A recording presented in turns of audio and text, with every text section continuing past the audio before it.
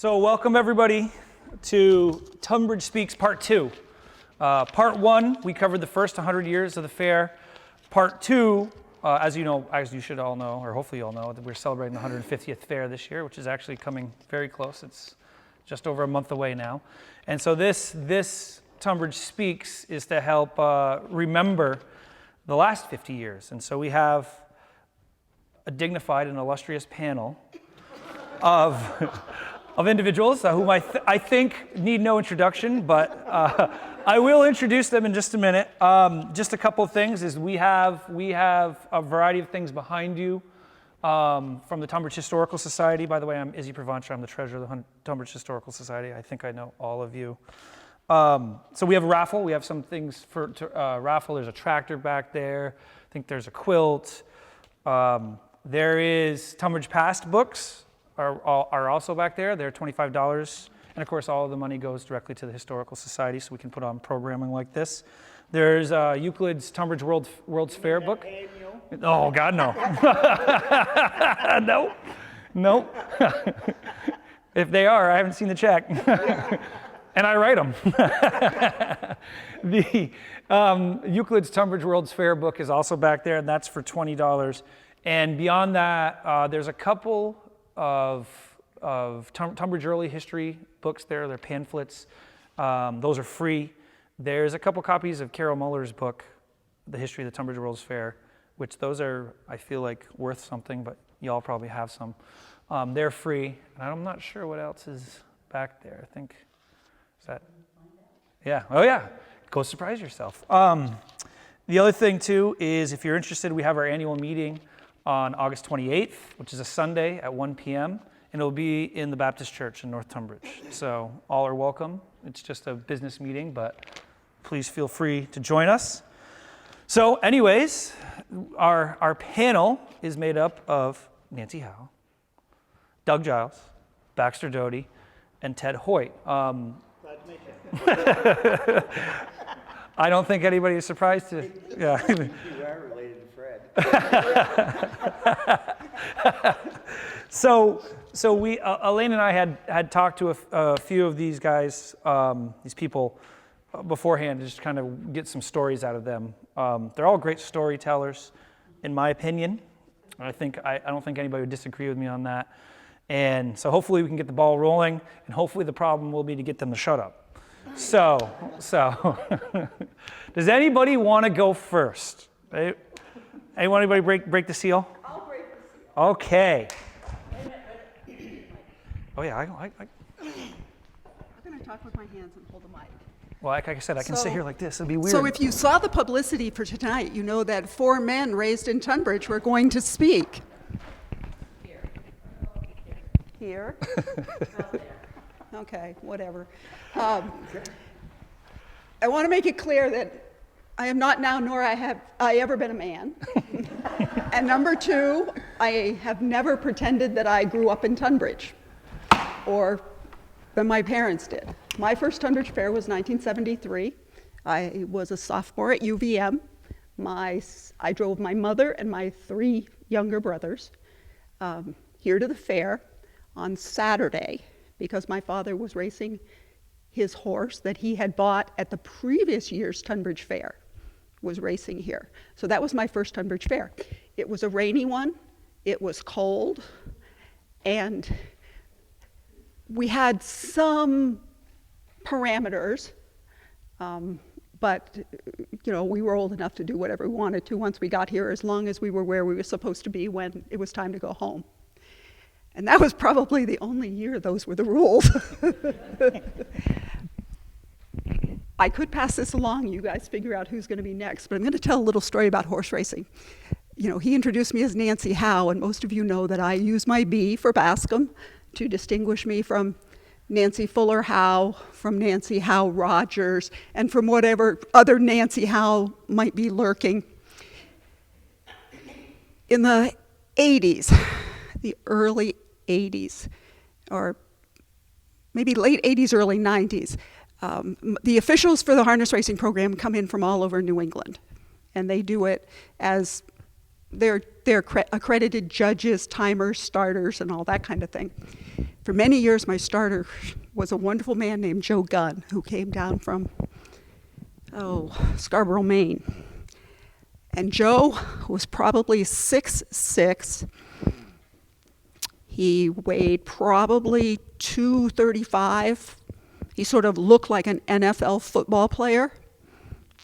And he was probably the darkest black man I have ever seen in my life. And inside that body was a big teddy bear. So he comes to Tunbridge Fair the first time. He knows he's talked to a Mrs. Howe. So he gets parked, he gets on the grounds, and he starts looking for Mrs. Howe. So they sent him over to Floral Hall. At that time, Shirley Howe was in there, Nancy Fuller Howe was there, and there were several other Howe ladies of various generations. And so he presents himself in Floral Hall, which he would have taken up all of the aisle and looked very menacing, and said he's looking for Nancy Howe. And it was like a moment of silence, and nobody knew what to do. Or Mrs. Howe, and then they started doing which Mrs. Howe are you looking for? Finally, he mentioned horses and racing, and they sent him to me. And we laughed about that for many, many, many years, because there were a lot of people who just would not have taken that well, but he just, went with the flow. Gentlemen. There you go.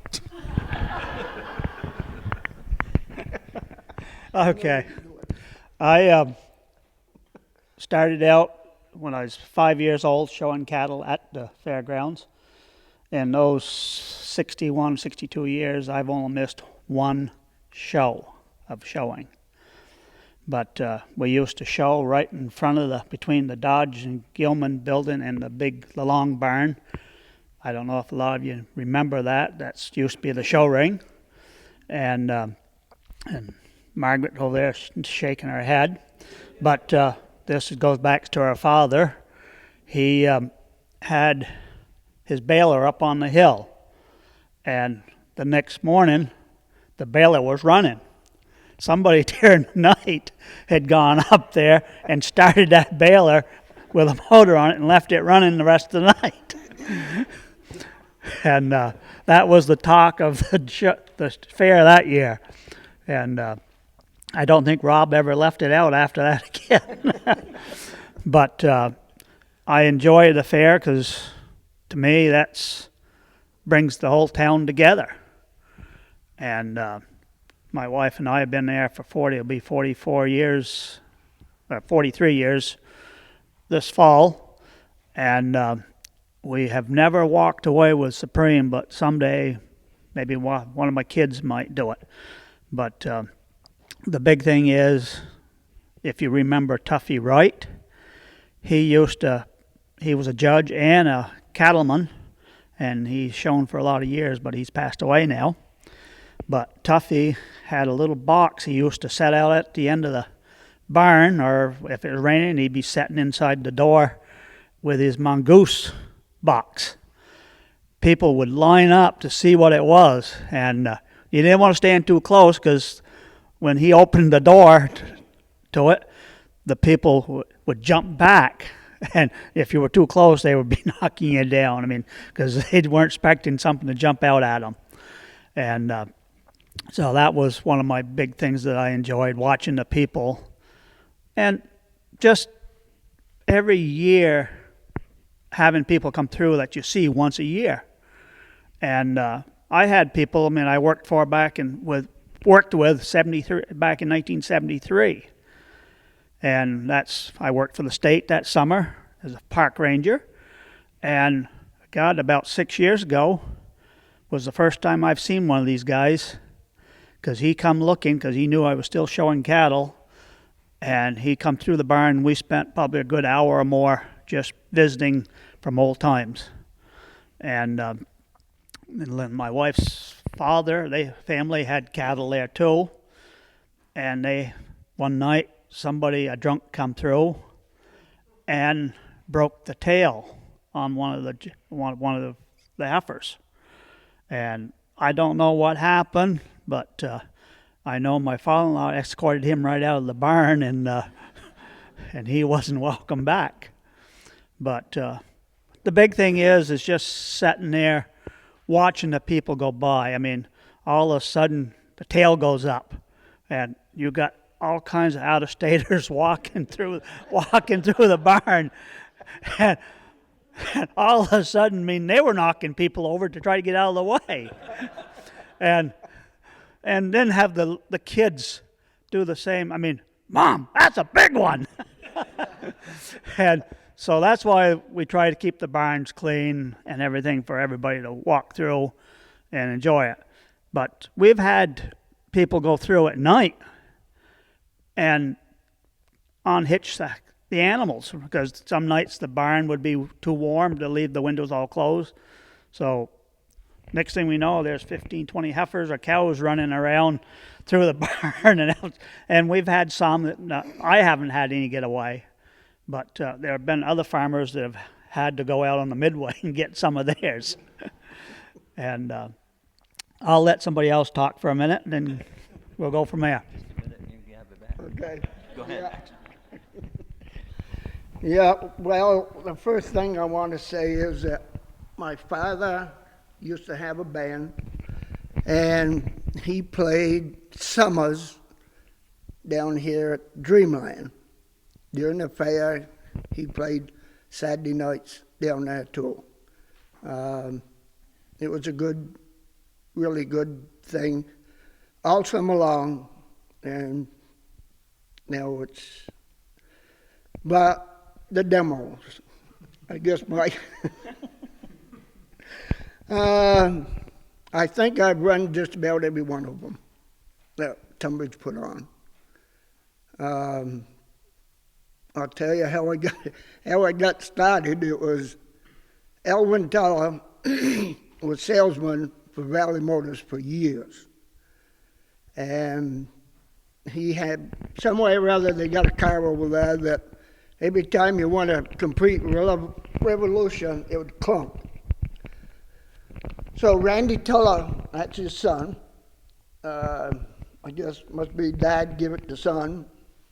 And the son came down and asked me, he said, "Would you like to be in the demo?" I said, "Sure would." And so we made kind of agreement.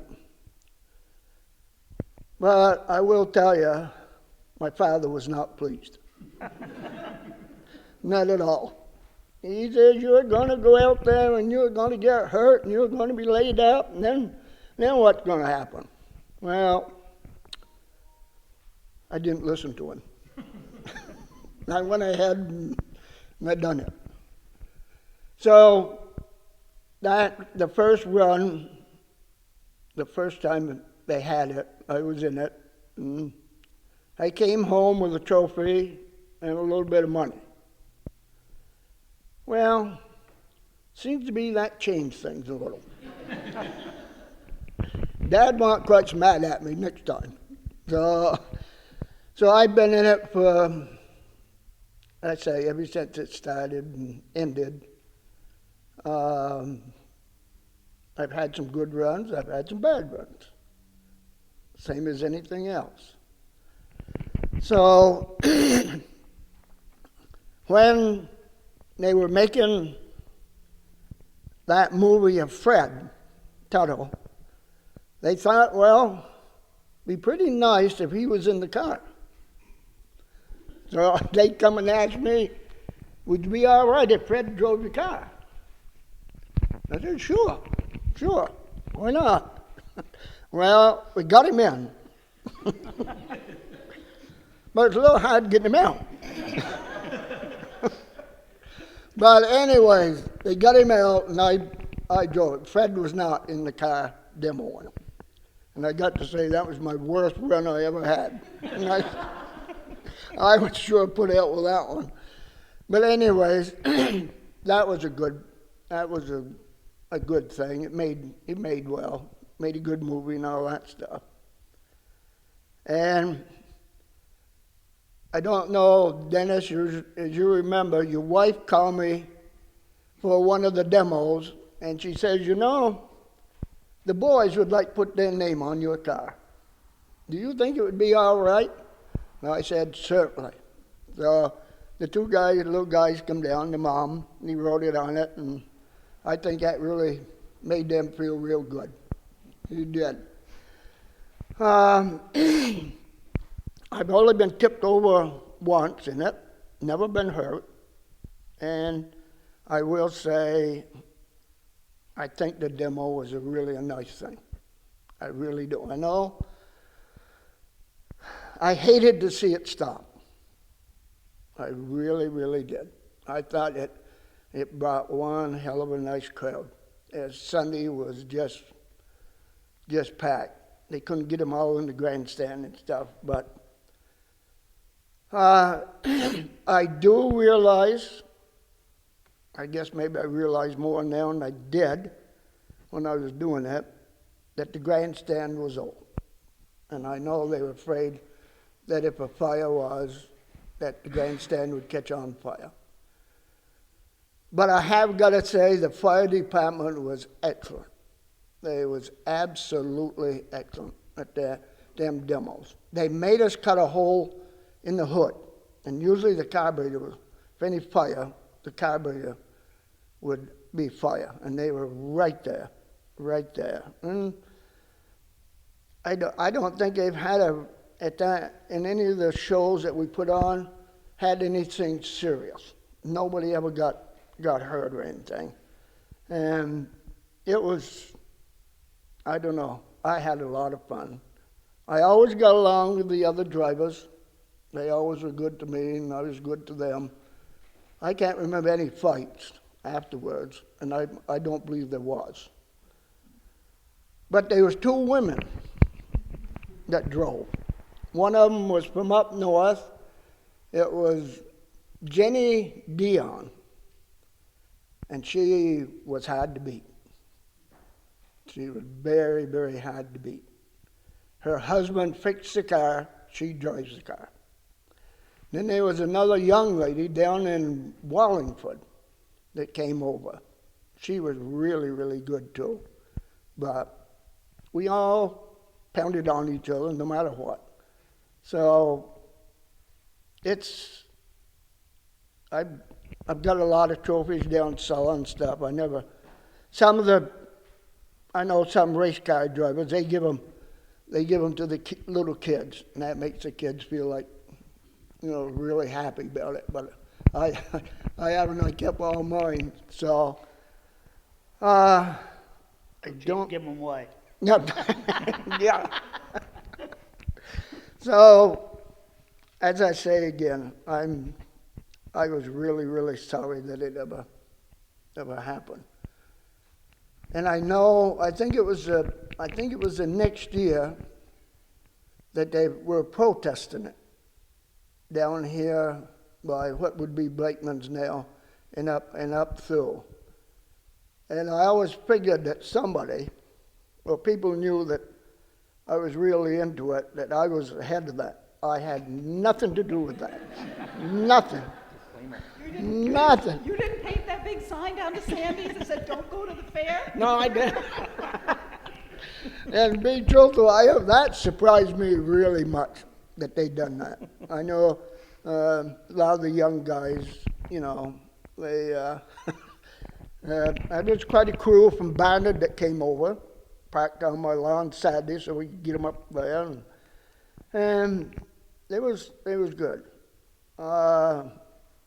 Nowadays, some of the fairs they're the same as they were, but they got one Saturday over the Rutland Fair, and one of my cousin's boy is vice president of the fair, and I've been after him.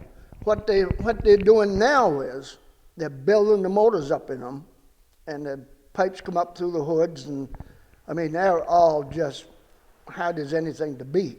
And they go around to different fairs. And I told him, I says, it should be just an off-the-road car, because a lot of these young guys cannot afford to run a demo nowadays.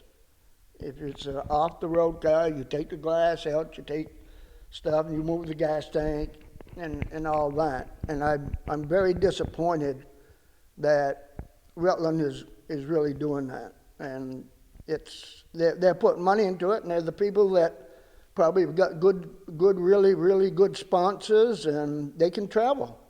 But you're hurting the young people to just go out and try it.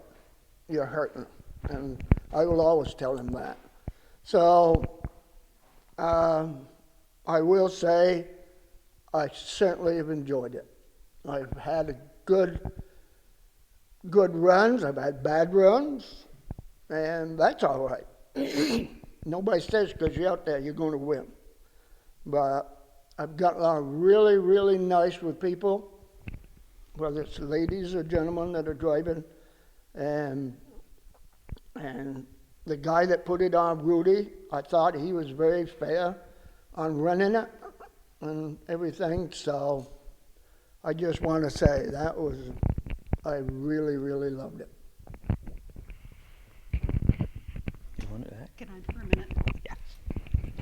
I think Baxter hit upon something that's really, really important to mention, is that it was possible to do things as a young person in the 60s, 70s, and 80s and 90s that is no longer possible today. I mean, my youngest exhibitor now is well over 50. Unfortunately, we say goodbye to a number of them each winter. And I know that looking around the fairgrounds, the cattle barns and the sheep barns are young people, but if you get into the sport he's talking about, you get into horse racing, or you get into any of the pulling events, and the age really changes.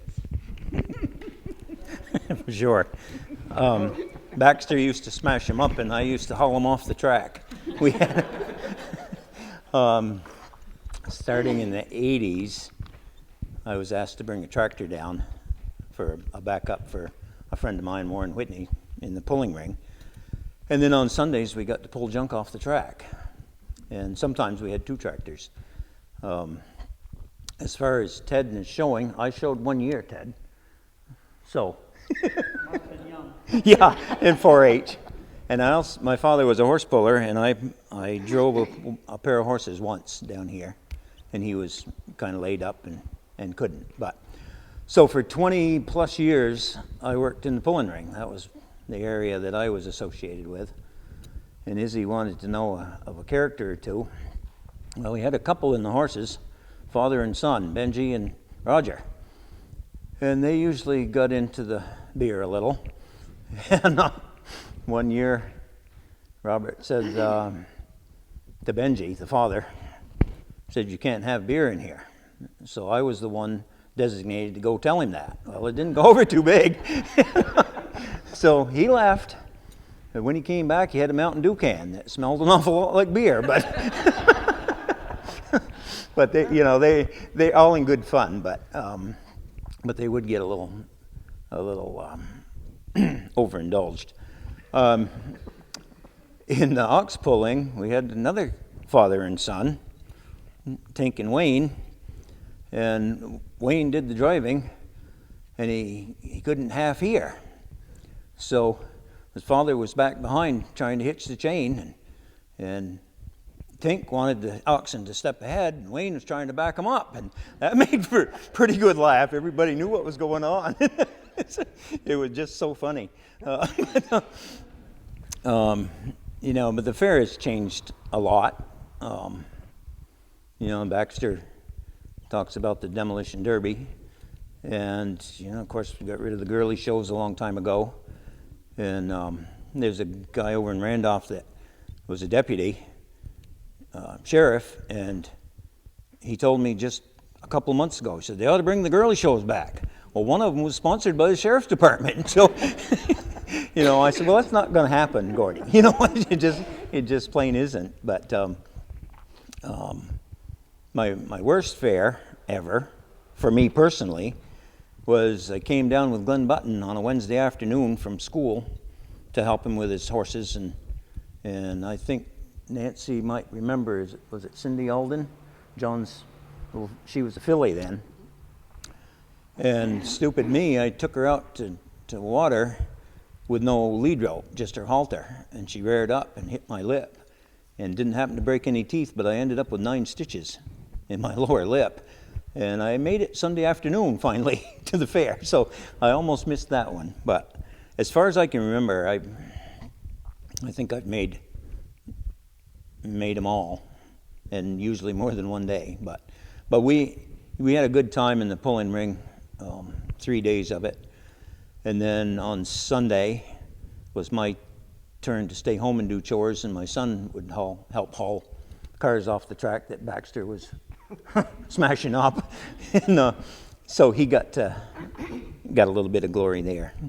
You remember when they pulled outside? Oh yeah, for sure. I remember one year it was raining and we pulled in the show ring. I think it was oxen. It was an oxen and we pulled over there. Yeah, that was the year I didn't have the pipe quite down on the binder enough, and it slipped off and hit me in the head. I had to go up to first aid and get a butterfly stuck on my forehead. It causes quite a bit of blood when you get a wound like that. Yeah, when they first built the arena, my father had pulled horses for years, and I don't like that. I'd rather pull outdoors where you can see something. But somebody asked him to tend the gate, and he wasn't pulling at that time. And he was right in his glory because he got to talk to everybody that came through. The last fair that he had, he would always stay outside and visit with whoever, you know. Well, Peggy thinks I like to talk, but she didn't ever know him. But I brought him over, and it was his last fair. But he got inside, sat down in the corner, said, "So-and-so's over there. Tell him I'm over here." So, he wanted to talk to everybody. And when he was out and roaming around, he talked to anybody he wanted to. But right there in the chair, he couldn't get up and go. So he had to rely on whoever came by to talk to. But there's all kinds of stories. I think the fair definitely has changed. Well, in my lifetime, for sure. It's calmer, and I think more of a family. You actually can have kids there after dark. The parking lots are calmer, and I'm bringing my horse over tomorrow and putting Peg's field, but I think I'm still going to take him out at fair time just in case somebody gets to roaming around with their car up to. And yeah, your turn. I've been working on the number of things for the 150th, and I have the secretary's records from the 30s, and I can tell you that members of Doug's family were on the ticket gates in the 30s all the way up through. Amos is your... on whites. Well, Yep. that way, but Yeah, yep. they show up all sorts of different ways. I think your family sold some lumber to repair some barns, and just all through those old records you hear and see a lot of the same names. You see the Tucker name quite regularly, and of course the Silly name. I mean, the fair is still a big part of the community, or the community is a big part of the fair. It's hard to separate the two.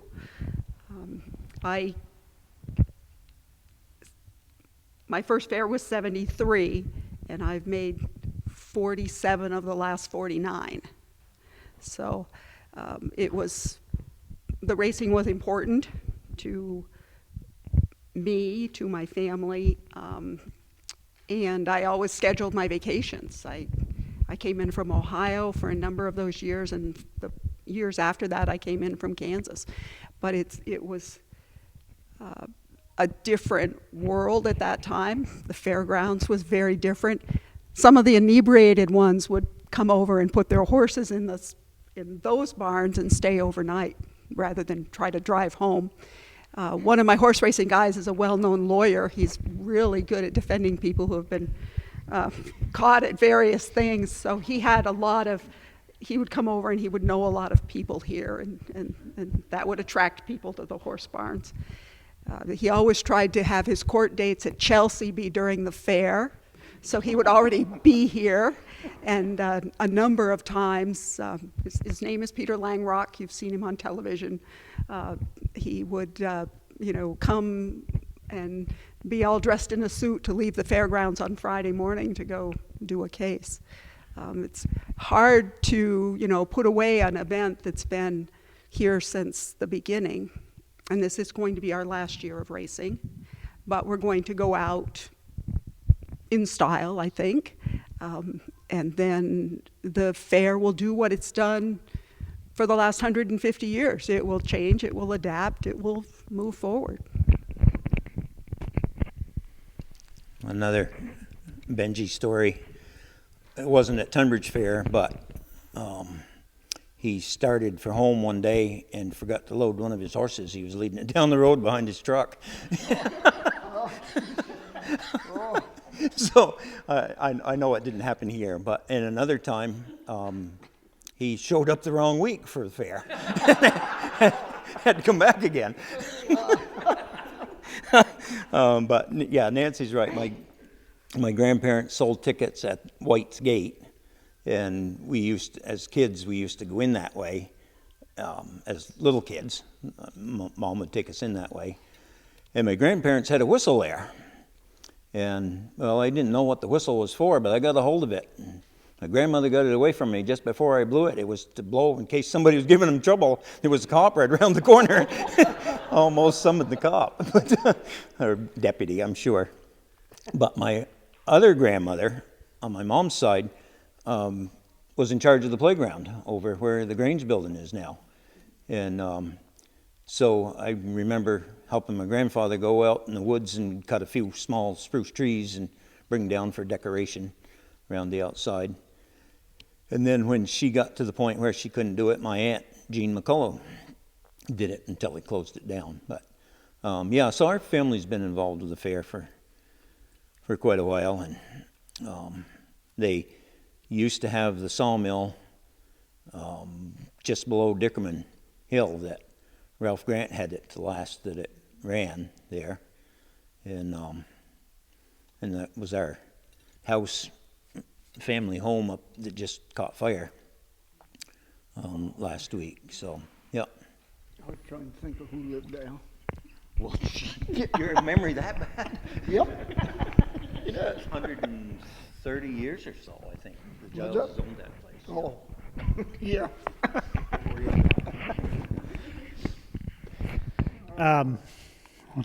Trouble is, I forget some of the things I'd like to say, but one thing I will say, Tunbridge Fair is where I met my wife, and it's one of the best things that ever happened. But the other thing is that Dennis had an ordeal one year at the fair where the Orange County deputies, wasn't it, Dennis, that asked you and John Durkee to go into below the old firehouse over here and look for somebody that got a wife from. They told Dennis and John to go in there and scare him out. We'll get him when he comes out. And Dennis was just telling me this the other day. I've heard it before too, but he said, I don't know whose eyes were bigger. His eyes when I found him, or he saw me. He said, either one of us knew what to do. But I guess they ended up catching him, didn't they? Okay. Well, I don't want the church to fall in on me.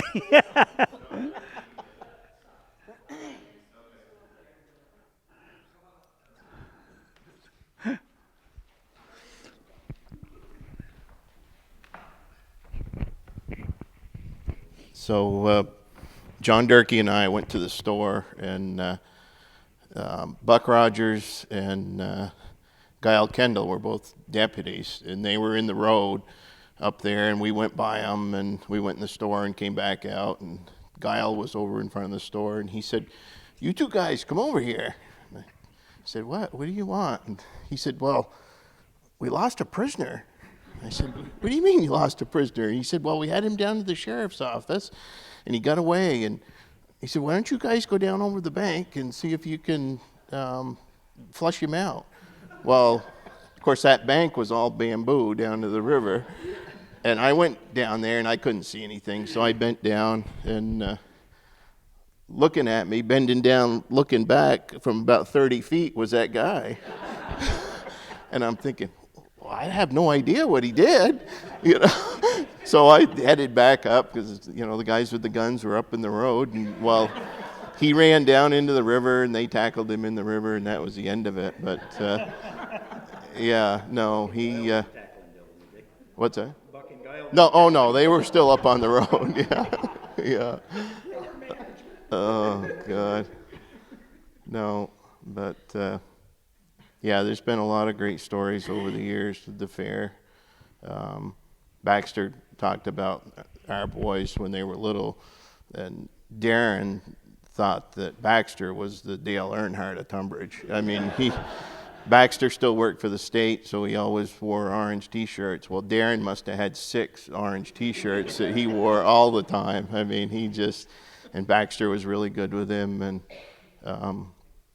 but it's just been a great thing for kids over the years, and you know, there's so many different stories. The year we had the flood, we were all down there at midnight evacuating the place, and I had, you know, knee-high rubber boots on, and I went to a trailer down by the river there, and I told the woman that got up, I said, we've got to evacuate, and she said, well, what's the water level? I said, well, I'm standing in it right now.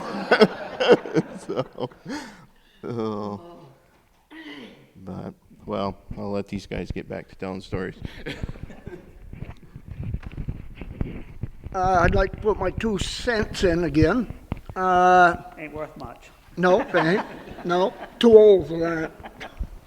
I will have got to say that when the demo stopped, I was quite upset.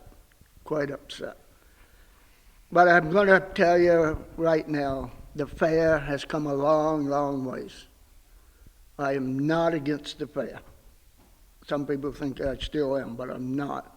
The fair has come a long, long ways. I can remember back quite a few years ago that these 2 motorcycle groups come up, I think from Massachusetts. The Hells Angels. Was it? I don't know what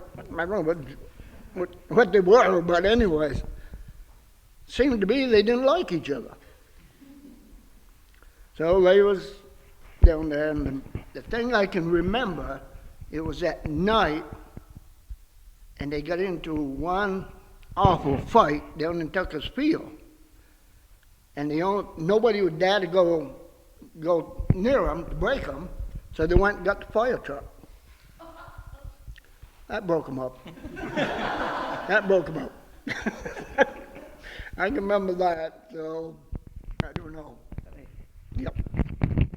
Back to they were known as the Hells Angels at that time. Yeah, because people on our hill were mad at my folks because my folks rented them a couple acres of land at fair time to have their parties. And I know some of the neighbors up and down the hill were really disgusted. But my father, that's sometimes how he paid his taxes, is renting the land. And the thing was, if you left them alone, they left you alone. And so a lot of them were doctors and lawyers. But my father at times would go and visit with them. But then he would leave, and they'd go about their business. And we never had any trouble with them on the hill. And I bet they were there for 8 to 10 years. When they came. But we did have some neighbors that were pretty upset about it. But as long as you left them alone, that was their business. Yes. I have to say, Ted, one of those times, I was on Swayze Road in a little cabin owned by Townsend and Felicity, and I was suddenly aware I couldn't figure out what it was until I found out this noise from your hill Travel down the valley. over to my house. But no, they would come with 2 or 3 box trucks with their food and everything they needed, music. It was all, they had their own generators and everything. And like my father said, told us kids, you guys just stay away and let them have their time. And come Monday morning, they were all gone. And so nobody bothered them. But back to the cattle barns, one of the best things I enjoy at the fair is we, on Thursday nights and Friday nights, you'll generally hear 2 or 3 guys playing their guitars, banjos, or whatever they have, and people will stand around and start singing. And we've even had people start dancing there. But the big thing is that the fair, like everybody is saying, I think has changed a lot. I think it's for the best. But I do miss the old times too, because where the show ring is down there right now, that used to be a girly girl tent. And there's 3 places on the fairgrounds I have not been in. That's the beer hall, or the girly girl tent, or the jail over on the backside of on the backside of the fairgrounds. Those are 3 places, honest to God, I never been in. But for the rest of it, I've been all over it. But the thing is watching the people come through the barns, and the kids having so much fun. Can we pet this one? Can we pet that one? And every once in a while, you'd have one you didn't dare to let them, but because they might kick. But most of the time, the kids were taking their pictures by the animals. Like I said, we've at times had some people go through at 10, 11 o'clock, midnight, or later, and let a lot of the animals loose by reaching through the window, untying them. And that sometimes, but we used to sleep down there. Years and years ago, the ox barn, you'd be surprised. A lot of the exhibitors would crawl up in there because it had hay in it and sleep for the night. Next morning, you don't know who was next to you because, some of them were drunks from the night before, and but nobody that I know of ever got hurt. And but now the barns have been the hay. You have to bring your own hay now, and which I think is a good idea. For safety of the buildings and everything. Somebody crawl up in there with a cigarette or something. You could lose a lot of people too and a lot of animals. But I guess one of the biggest things is when you had a cow calving, because there was a lot of people that never see a calf born. And in that long barn down there, the longest one I think of the cattle barns, it could be 100, 150, 200 people standing around trying to get a peek of what's going on. And then all of a sudden somebody would speak up, "That must hurt." And but everything went on, and but the biggest thing is when the cow's tail went up, generally everybody started scattering. And because then my theory was, when you got to go, you got to go. And they have to do the same thing. So I'll turn it over to Baxter. Your turn. No, it's Nancy's turn. Dennis brought up a good one, the store. In the early days of racing, we raced on Fridays and Saturdays. And after the racing on Saturdays, there was the Grand Cavalcade with floats and the animals we see now, but also a lot of other things. Businesses would have their trucks be in the parade. One year, a certain gentleman from the Springfield area, whose last name begins with L, was not able to take his team of kind of Canadian Percheron chunks home, so he parked his cattle truck over with us. The racing had finished, and the guys had determined that there wasn't enough beer for Saturday night because they were going to stay over. They were going to go over to I don't know. I think they were going to Dreamland, and Woody and the Ramblers might have been playing. So they were going to stay. So it's a long walk up the hill to the store. And my 7-time leading driver at Tunbridge, I guess, was in his 40s then. He was about 5'4", weighed 135 pounds, soaking wet. But there wasn't anything that man couldn't do with a horse. So they put a lead rope on one of the black horses. He jumped on. He had sort of made an arrangement to meet one of the girls from the girly shows in between performances. She was wearing red underwear and a red negligee. She popped right up on the back of him with the horse, and they rode that horse up to the Tunbridge Village store, came back. He was carrying a 12-pack. She had one arm around him. She was carrying the other 12-pack. And then returned the horse to the owner, and, the night went on.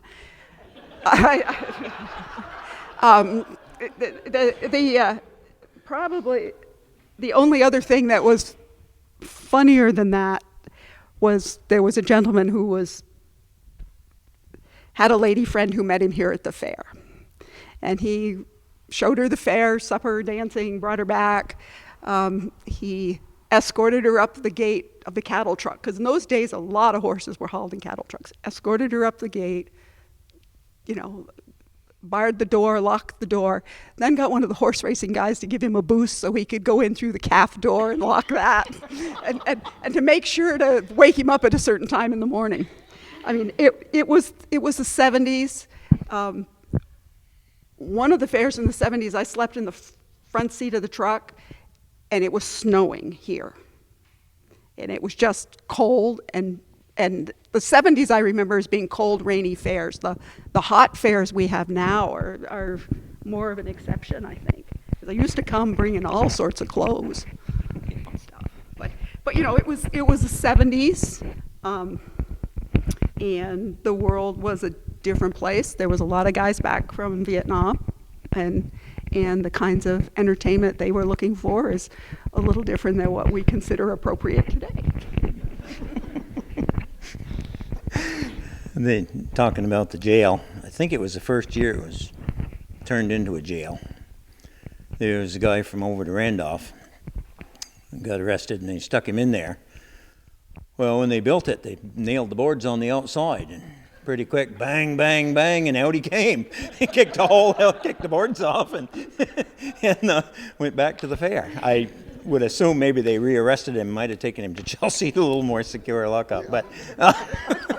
But that's not a good thing to have the boards on the outside when this guy's half, 2/3 in the bag, and pretty good sized fella, and it didn't take him long to figure that one out.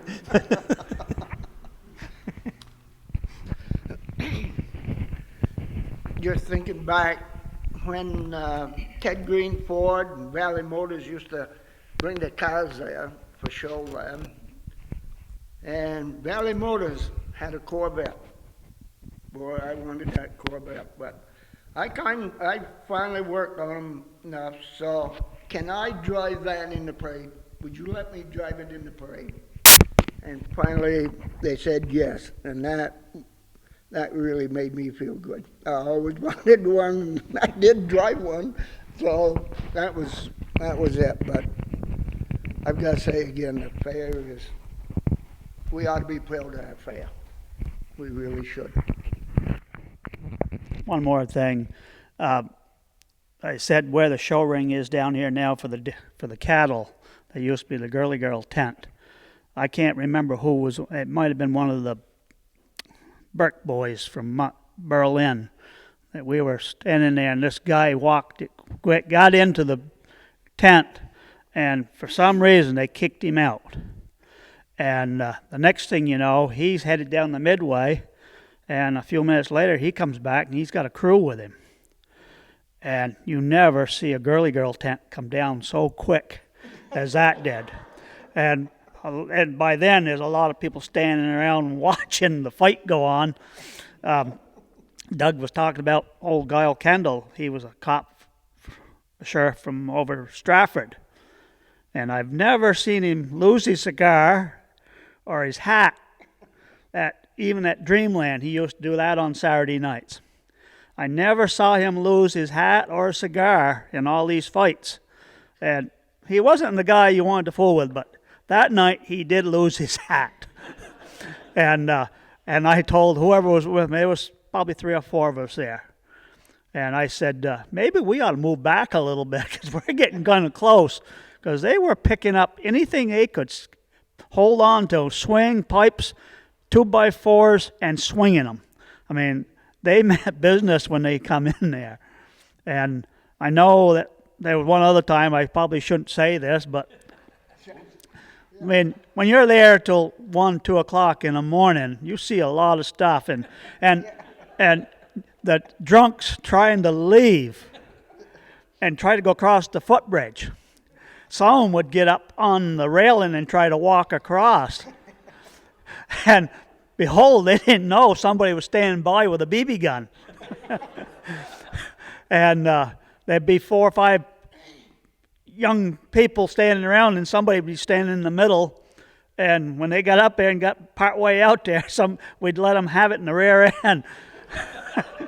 Every once in a while, they'd come back down onto the walkway, but once in a while we'd get one that would fall into the river. And after, we figured we better cut that out before we got done. But the thing is, we have the hill there, Sherlock Hill there, where they go out. I mean, on a rainy night, you talk about getting a field plowed up, ready for corn or something the next spring. It was pretty well plowed because they'd try their cars, four-wheel drive vehicles, trying to get up that hill. And sometimes, the top would come off. Not off the car either, on the tops of the girls. and they would slide down that hill. And what a time they were having. But I think the people around the cattle barns were having a good time watching them too. That's pretty much all I got that I can think of right now. They talk about the deputies. Carl Bushy, he liked to police the beer hall. And for years, he and his wife worked at the Villanova over in Randolph. Carl was the bouncer, and his wife was the waitress. He just liked that. In fact, there's a plaque down there for Carl. And my father-in-law, he worked at Dreamland, and one of his jobs during the fair was copping the girly show. So he had to go in and make sure that things stayed in order inside. And Guile Kendall liked pulling, so he was always in the pulling ring. But you didn't have too much problem with. Well, I don't know about the beer hall. With Ted, I've never been in there. Well, I can't say never. Last year we went in to check out things before the fair, but during the fair, before the fair. I told you, it has not changed since the 80s. Writing all over the walls, and but Guile he loved pulling, and he was always in the ring with his cigar and had his gun on there and his hat, and he was a fixture there for years.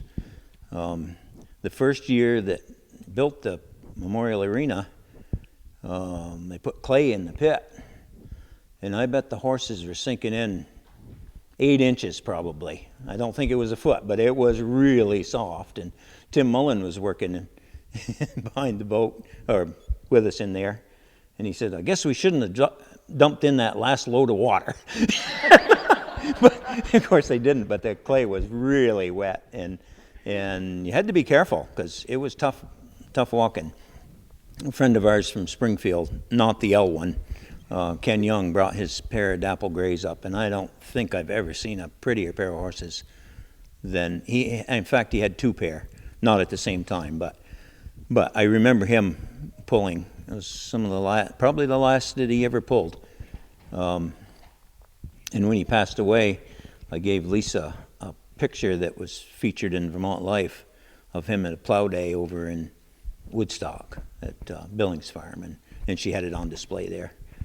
But that was a beautiful pair of horses, but were they ever sinking in? That was the next year, of course, it had firmed up and was fine, but Got some more? Sure. But you made me think, when you mentioned Cindy Alden, you made me think of Johnny Button. And we were all here in the, oh gosh, late 80s, I guess. And they're sitting around, it's the night before we're going to start racing. They're sitting around talking about what, everybody's been doing and all that. And John said he had to unload some hay. So he went to unload some hay. Somebody asked him why he wasn't storing hay up over the barns, because he had always done that. That had been home stable.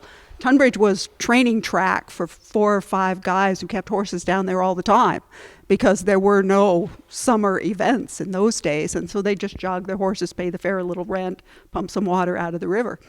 And John goes, well, I don't know. He says, I think the fair got mad about that, because there's a lock on the overhead door up there, so we couldn't put any hay up. My dad's sitting there, and he's an overalls man like that one, and he starts checking all his pockets, pulls out his keys, goes scurrying up the ladder. They had locked it the previous year because the hippies were sleeping up there, and they were afraid that they were going to be smoking dope and would burn down the barn. So, some of the people who came to the fair and paid a day's admission stayed for 4 days, is what happened. If they didn't want to cross over the river to go back, because that was one of the favorite ways to get into the fairgrounds, was to come in the parking lot, cross the river behind the barns, and just show up. And Ed tells me stories about the big culvert that's across from the parish house that goes under the road, that at one time that was an access to, if you were the right size. I think. Remember that, Jim?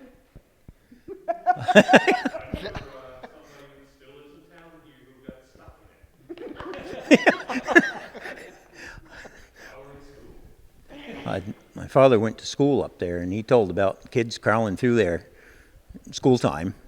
In the wintertime, they'd slide down on a Travis sled down onto the fairgrounds from the school. There's a pretty good bank there. But when Nancy said John Button, I think John Button lost his first wife at Tunbridge Fair, didn't he? Didn't she leave with somebody other than John? I think. Because I said something to Nancy once about, her name was Cindy, wasn't it? I think. And Nancy says, yeah, and I know the guy she left with. So, oh dear. In the interest of public safety, I will just say that he moved on to much better things. Yeah, Lucy's definitely an upgrade. Ted, you done? For now, you can't. It's your turn again.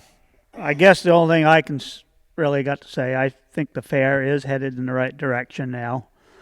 But I think a lot of it goes back, I know a lot of people didn't care for the guy, was Dana Goodnow. Because he come into this town, I remember Plains Day, there was a lot of people in this town did not like Dana. And I was going into the village store one day when Dana was coming out, and he asked me, what have people in this town got against me? And I looked at him and I said, everybody in this town, me included, think you are a you-know-what now. And he looked at me, he says, I've got the shoulders for it. And from that day on, Dana and I got along good.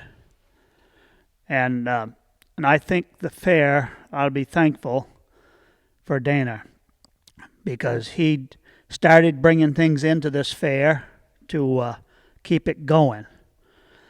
And they started putting some work back into the buildings, which badly were needed. And I think today, like Doug or one of us here said, I think now it's a nice family fair to bring your kids to. I mean, probably back 50, 60 years ago, it was still nice to bring the kids during the day, but at night, they wanted to go home. And then the partying started after the kids were gone. But I still say today, Dana was the one that really helped this fair to be where it is today.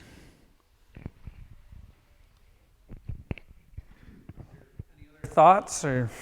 Well, I just have one more. I remember as a little kid, years ago, some of the horse pullers that lived, one in particular lived down Keene, New Hampshire way. And he'd come up the day before the fair and stay right through. His horses were always in that low horse barn down on the south end there. And my father always liked to come down to visit with those guys, and he'd bring me down, and it was good just sitting there as a little kid listening to their horse stories. And another guy from Jefferson, New Hampshire used to camp out over in Nancy's area, that last building, I think. And he'd get drunk, he and his wife would get drunk, oh my God. But they'd come the day ahead of time and stay the whole fair. But once they started drinking, you didn't see them. They stayed right away from everything, never caused any trouble or anything, but they'd stay for the whole fair.